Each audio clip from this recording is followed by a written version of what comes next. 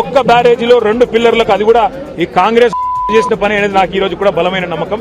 వీళ్ళే ఏదో అరాచకం చేసి ఉంటారు, ఏదో దుర్మార్గమైన పని చేసి దాన్ని కూడా డ్యామేజ్ చేసి ఉంటారు అనేది నా నమ్మకం. కేసీఆర్ పీకలేరు. కేటీఆర్ లాంటి బూతుగాడు రాజకీయ నాయకుడు అవడం అనేది చాలా ఇబ్బందికరం తెలంగాణ ప్రజలకు. ఇలాంటి దిగజారుడు భాషను వాడుతూ మళ్ళీ శుద్ధపూసలాగా మాట్లాడతారు బీఆర్ఎస్ వాళ్ళు, లేకపోతే బీఆర్ఎస్ నాయకులు. ఏ స్థాయి దిగజారు అనేది ఫ్రస్ట్రేషన్ దేనికోసం? దోచుకోవడం మీ వంతే, దబాయింపు మీ వంతేనా? తెలంగాణ ప్రజల్ని దోచుకున్న దొంగలు మీకు మాట్లాడే నైతిక హక్కు ఉందా? అసలు తెలంగాణ సమాజాన్ని నమ్మి మీ చేతిలో పెడితే ఇలా తెలంగాణ ప్రజలకు మీరు ఇచ్చింది ఏంది?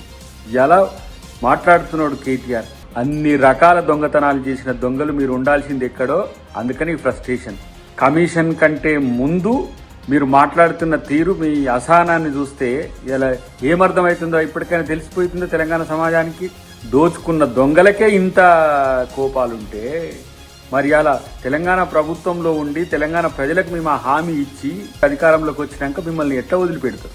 కాబట్టి మీ అందరూ కుటుంబం మొత్తం దొంగలుగా మారి ఇవాళ కాంగ్రెస్ పార్టీనో ముఖ్యమంత్రి గారినో తిడితే మీకు వచ్చేది గొప్పగా ఏం లేదు. ఆ స్థాయి దిగజారుడుతనం కాంగ్రెస్ పార్టీ చెయ్యదు. కాబట్టి ఇప్పటికైనా కొంచెం సిగ్గు లజ్జతో బతకడం నేర్చుకోండి. దోచుకోవడం మరిచి కనీసం ప్రజల కోసం పోరాడడం తెలుసుకోండి.